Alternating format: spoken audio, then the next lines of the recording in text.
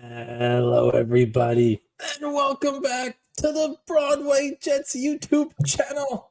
You'll know me from Twitter as NYJ Mike. I'm joined as always by the master of receipts, NYJ Matt. And Matt, the Jets improved to 6-9. They win a meaningless game. They blow a big lead.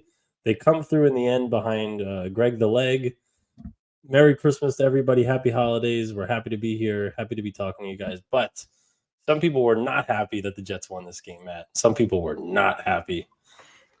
Yeah, a conflicting game for a lot of fans. And if you are here and you like us on Twitter, go ahead and hit subscribe. Helps us out a lot. But yeah, conflicting game. If the Jets miss that kick, they probably are in a top 5 pick right now. But Greg Zuerlein makes the kick, and now they're looking at, ninth? And look, my take has always been no one can tell you how to be a fan. You're not a fake fan if you want to win yesterday or Sunday, and you're not a fake fan if you want to lose and get a better pick. I'm not going to tell anyone how to fan. But there is a lot of gray area when it comes to tanking at the end of the year when you're out of the playoffs. And in a world where there's no gray area, it's binary black or white, we are the ones that have to be rational, right? If Greg Zuerlein misses that kick in 5 months, do we remember that game? Probably not. But the worst scenario is if you win that game 3-0, Mike, and Breece Hall and Garrett Wilson do nothing, and then you're like, what was even the point of it? So that's the bright spot in it. And no matter where you pick in the draft, you have to hit in the pick.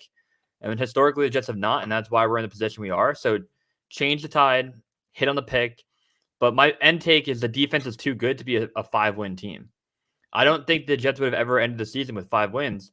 And they've had games go their way, like the Giants game, and they've had games go the opposite way. But you're playing Washington. Washington is a garbage team. Like, you should not be surprised that a team with an elite defense can take care of it. So that's my intake. I think it's a little bit of an overreaction. You kind of assume they were going to win, 3-point favorite. But Mike, how did you feel when the game wrapped up? Listen, I'm usually very anti-tank, especially like you said. Well, first of all, the Jets were 4-3 this year. So if you wanted the Jets to lose out, you being people that wanted the Jets to lose, then that means you would have lost 9 of your last 10 games. You go 1-9 in your final 10 games. That's damaging stuff, especially. So there are different times when you talk about tanking. If you're like 2-12 and you're trying to draft a quarterback, I get it. I still am an idiot, and I'll be like, no, let's win games for no reason. But then I'm wrong. In this scenario, your coach is coming back next year. They said it before the game. The staff is going to be back. It's mostly the same players. Your defense is all under contract. You're going to have Rodgers. You're going to have Tyler Conklin and Ruckert and Breece Hall and Garrett Wilson and Tippmann and AVT, and all these guys are going to be back. So most of your team is intact. To lose 9 out of 10 is just tough. So my hope is that if Zuerlein missed the kick, I wasn't going to freak out. I was happier about the situation when the Jets are up 20-0 and you're feeling good, you're destroying a team. Then it's more helpful than to win a game by 2 points, but you're hoping that the spots that you lose in the draft are offset by not destroying the locker room, by individual players developing, by players feeling good about the message that the coach is delivering. Because like if you're Saleh and the New York City media is very tough and the fans are insane in the best way, you go into practice every week and you're like, all right, guys, like think this is going to work. Like our game plan feels good. And then you just lose 9 out of 10. And then all those players come back the next year.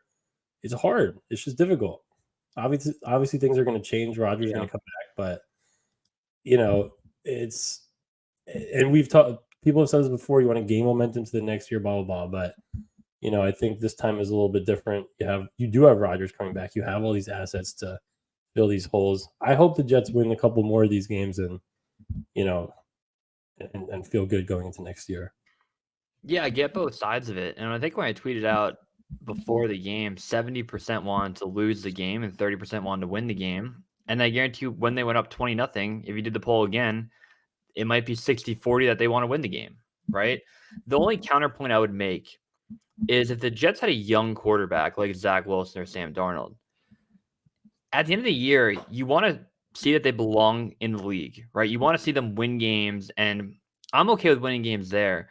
Once Rodgers confirmed coming back, once the coaches were confirmed coming back, I did have the thought process of, just give me a top 5 pick and a tackle, right? And again, that thought process, in my opinion, doesn't make me a bad fan. And I was so indifferent, and I think Matt O'Leary had a great take. If you watch those games numb, and you're just like, I'm going to watch my team play football. When something cool happens, I'm going to talk about it. Something bad happens, it's okay. And that's really how I watched the game. But when you see Garrett Wilson and Brees Hall like have big plays, you don't want to root against that happening. And then you kind of find yourself back in the mix.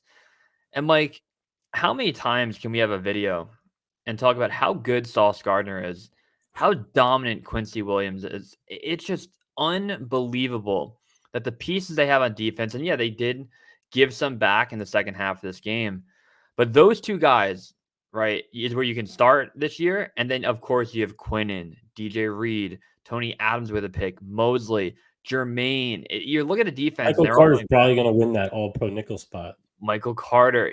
Dude, it is a joy to watch those guys. And again, if the Jets were to finish 5-12, I don't think that was possible. Would they go 4-13 in 2021? And their defense was terrible. Like 32nd. very sneaky, a terrible defense, the worst in the league in 2021 under Salah's regime, and they still won 4 games. So I just didn't see a world. And even with 5 games to go, I said I think the Jets are going to take two or three wins. And people call me an asshole, and I'm like, this team beat the Eagles. You don't think they can beat the Commanders at home? So yeah, Mike, it is. I get the frustration of some fans, and I get other fans saying, "Look, I want to win every time." I respect either way, but Yeah, listen, I'm going to positive spin zone it. First of all, we didn't even think we would have a first round pick this year. Good So point. that helps soften the blow. You're going to pick around the top 10.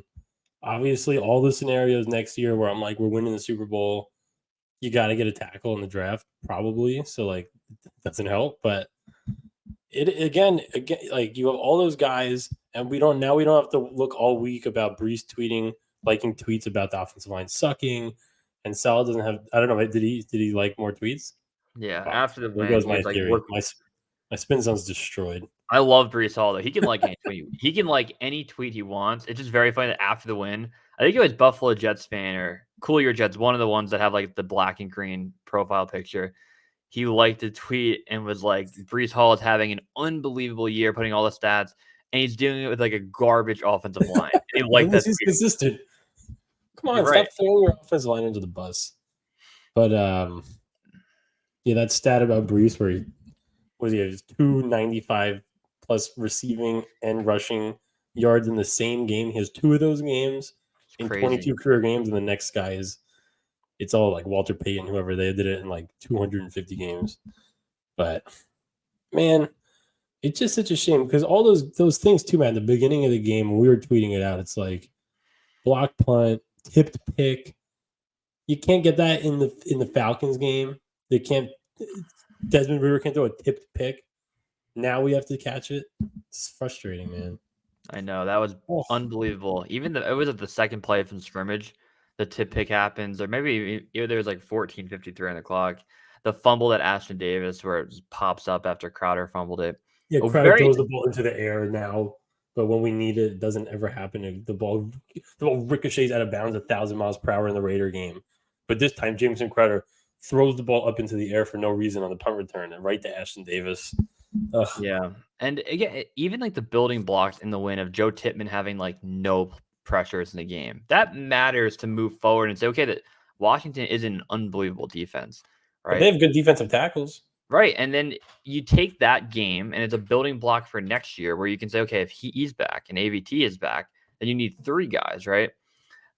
The other thing that I just hate the douchiness on Twitter where it's like a fan is tweeting, like, let's fucking go, huge win. And all the replies are like, you're an idiot. They need to lose that game. And I take joy. Like, it's two. Again, if the Jets are 2-12 or like 2-14 and it's week 18 and you're like one spot above another team for quarterback, fine. Root to lose the game. I get it. This we're 5-9. You have 3 games left. It's a very winnable game. All your players are already pissed off. They're all young guys, and you have your whole team back next year, and you have your quarterback set, and you're not a rebuilding team. That's my point. You don't need to lose. Like, you're not an idiot if you don't want your team to lose that game. And some people might reply in a good manner of hey, like I think we should have lost that game, or I was rooting for a loss because I want a top 5 pick, and here's why. That's Like, the give take. me your. That's My pretty dad was normal. screaming, calling me an imbecile the whole day. Oh, he's seen enough. But dude, it's like, again, all these, like, for Brees and Garrett to go off. And again, I guess people's point is, what does it really change if Zerline makes or misses that kick? Probably not too much. The guys still did what they did. But you got, like, you don't want to be 1-9 in your last 10 and then go into the next season and be like, we're gonna win the Super Bowl. That's hard. Yeah, it's a gray area for me. I've always been. I think I texted you on Thursday. Like I kind of want to win this game, and then on Friday I'm like, we can't win, Mike. We gotta end the draft with Alt Fasanu or Marvin Harrison, and like, and then you'll hear the thing about it. Well, in 2019, the Jets win a game. I think it was week 16 at that point, or whatever week, They beat the Steelers. and then they don't get Nick Bosa and they get Quinnen.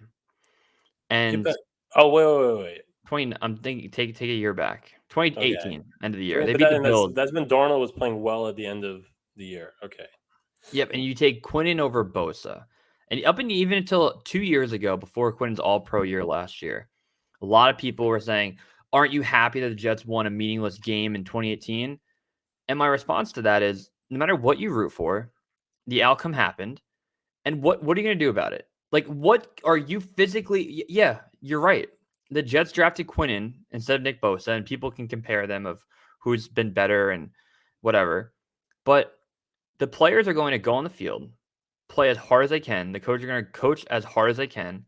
And if your team ends up winning, you don't have to tell me 2 or 3 years later that a win impacted who they drafted. I get it. Braden Mann made a tackle, and the Jets then beat the Browns the following week.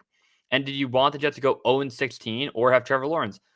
I don't know, but it happened. So I just don't like, even when we go back years past and talk about I'm kind of hypocritical because I post a graphic every year where it's like the same cycle, right? But that's just a fair criticism of what has happened historically.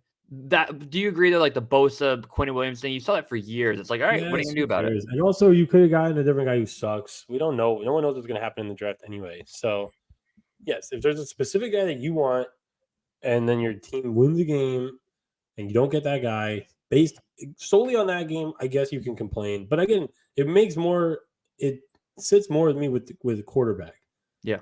Because that is the one thing that if you go into a draft, you change your whole franchise immediately, no matter what, for good or bad, is when you get one of these quarterbacks early in the first round.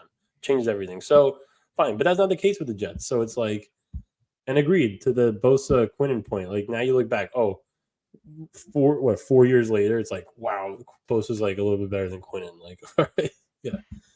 So, and a few things happened too, like the Raiders winning that changed things for the Jets draft order.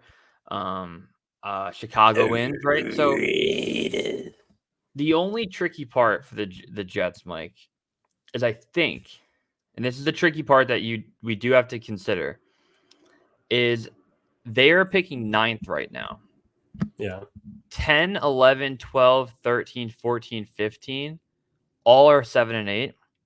And the Jets have a tougher strength of schedule than all of them. So if we were to have won call it the Atlanta game, right? You're 7 and 8 at that point. Maybe a playoff hope is still alive. The Jets would be picking 16 today. It's a big difference. It matters. It does matter, but I'm telling you, I think people are undervaluing the locker room. Like really, like people are probably watch this and roll their eyes. They go, it matters so much, especially these guys are all younger than us now. These are like 22-year-old dudes who are on social media scrolling through. Brees is like, my offensive line sucks. Yep, fuck them, like that. Like everyone's just liking tweets. Sauce even tweet out after the game. He's like, I know some people wanted to lose that game.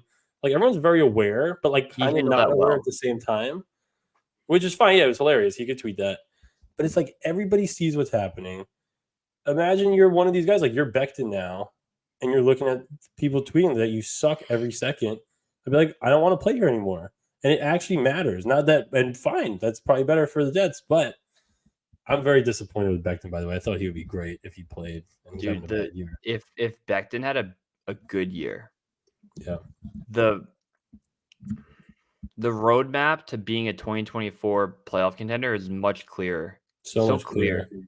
You have a tackle you automatically plug in, and you draft and sign or trade for one other guy, and then you're like Lakin Tomlinson has been after what felt like a good September Yeah. for Lakin of maybe a bounce back. He's been the highest pressure, I think Nanny tweeted, out of Oof. any guard. Like you got to get 3 new guys now, and if Becton has that year where he can recapture the 2020 magic, it changes the entire outlook of the offseason. It So does. The he's good thing been is their money comes off the books. So what is that? Almost $30 million combined between those two guys. Invest it. You have some kind of first round pick, invest it. Worst case, you can't find 2 tackles because it's hard to find tackles. You can play AVT at tackle and find 2 guards. So, again, and we talked about this in our last videos. Like, this is a good thing for Joe Douglas. Not that the offensive line fell apart. The good thing is that your whole defense is intact, and you essentially need 4 or 5 guys on this team for next year. There's always backups, and you're gonna need a backup quarterback and running back and a fat defensive tackle like Al Woods, again, stuff like that, smaller things. But in general, your real needs are 3 offensive linemen and at least 1 receiver. That's your absolute must. So it should be doable. You're going to have somewhere between 40 to 50 million in the cap. You have a first round pick. Figure it the fuck out. It's not that hard. You have a Hall of Fame quarterback and an elite defense, and that's on Joe Douglas. He put that together. So, yeah.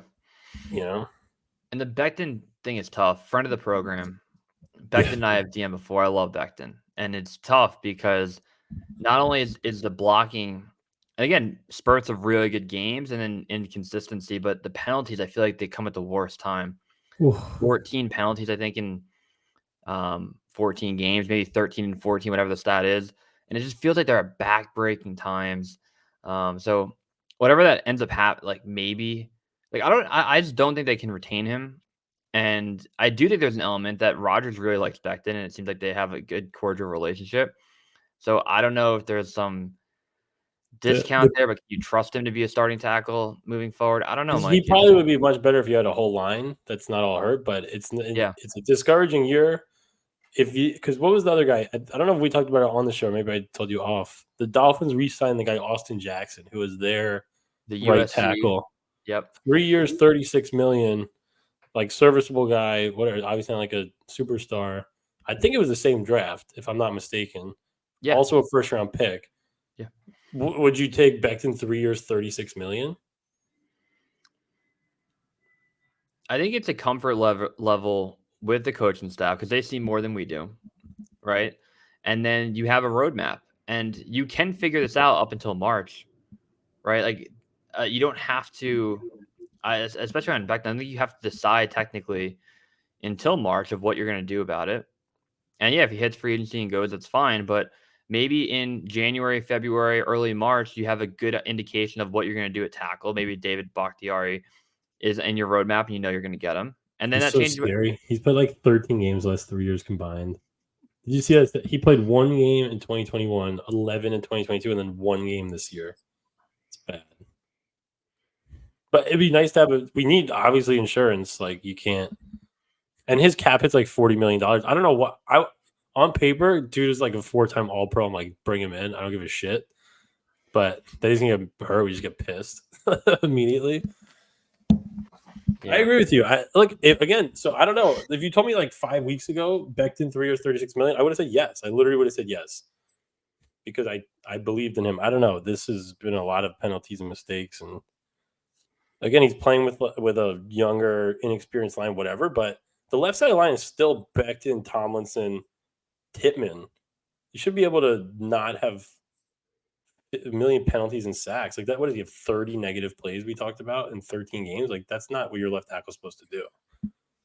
Yeah, it's gonna be interesting. But Mike, I'm gonna tweet out right after this that like what happens if the Jets win Thursday night, because technically they play the first game. So if they were to win, their winning percentage is above everyone else. I think. I'll look into it, but The strength of schedule? Oh, because it's They're literally they 7 play an and extra game. yeah, Yeah, they would be. They would be 7-9. right. And their win percentage would be ahead of the 7. No, it wouldn't be ahead of the 7 and 8 It's the teams. opposite. It would just Yeah, be if they go 7-9, and and then 3 or 4 of those teams that are 7-8 lose, right. then we're in trouble. Interesting. We're in But trouble. I'm very much looking forward to the game Thursday night on a week where a lot of people aren't working. For you and I, it's lighter weeks at work. So you have a fun Thursday night game. You can open up the weekend. I have multiple family member birthdays this weekend, so we don't have to worry about watching the Jets lose to the Browns if possible. But Mike, anything else before we wrap up? I think the Jets match up well with the Browns on Thursday. The Browns have a great defense. Jets have a great defense. 2 statue quarterbacks. I think the Jets could win that game. I hope they go 8-9. I don't give a shit. Fuck losing. We lose too many games. We have a culture of winning. Everyone is going to put then we're going to go 5-12, and everyone's going to put or whatever 6-11 now, and everyone's going to put the stat of Salah being whatever 19-40. I don't want to look at that. Win more games, feel good, go 8-9, recruit all the free agents, do all the things that we always say is going to happen if we actually win these games at the end of the year. Get ready for next year. We'll figure out the draft. We'll be able to get a great guy in the middle of the first round. It'll be fine. I want to be 8-9. And I guess the one thing we didn't touch on, Zach Wilson definitely out Thursday with a concussion. I've been thinking about it a lot, Mike. Probably its own episode, but like how will Zach Wilson be remembered? Honestly, Oof. for last year, and this is personally right. Last year, I was so disappointed in his play against the Jaguars and the Lions. It really felt like he was the one holding us back from the playoffs, and I think everyone else agrees, and that's why you got a veteran quarterback. But I give the guy credit for taking it a step back, playing competent backup football this year. Zach was by no means great this year. He wasn't even good, barely average, but he was a competent backup. And it sucks when a lot of things don't go your way. We saw it with multiple young quarterbacks in our lifetime. The Jets weren't great around him in 2021. Not a ton of skill guys and a terrible defense. 2022, he was bad, and this year he was a backup. So I will remember him better following this season than I would have if we let go of him last season. Is that a Yes, fair? for Okay. sure. For sure. And it's the one thing that kills me about this year is the 40 straight drives where you just need something. Yeah. You need some points, and you go 40 drives without scoring a touchdown. But again, it wasn't all him. You could just get to near field goal range, penalty. Alan Lazard drops a ball, 3rd and 28, and we're dead. The Yeah. worst third down percentage ever is a lot on him. But like you said, if you would have told me he has 60% throwing for about 200 yards a game and more touchdowns and picks, I feel like that's all that we need. That's what we said in the beginning of the year. It's all that we need. And it didn't click at the right times. He never galvanized the offense. There was something about it, but he wasn't so horrific this year. And I don't hate him, but it wasn't what it could have been. Yeah, he dealt with a ton off the field too. The whole He thing fucked I his felt mom's friend. That that was was amazing. that was the best storyline heading into 2022. And then he after he got hurt, he comes back against Pittsburgh, catches the touchdown, grittying. Yeah. At that point you're looking back, you're like, but yeah, Dude, he I remember right after he hooked up with his mom's friend, I put like $50 into an MVP. Just light it on fire. It's insane. I had I photoshopped Lisa Ann liking his photo on Instagram. I got like Lisa 28. Ann? I don't know who that is. Yeah. Got like 28,000 likes. Unreal. Well, Mike, this is fun. We'll be back later in the week. Thank you again for watching. And Mike, I'll talk to you soon, buddy. All right, bud.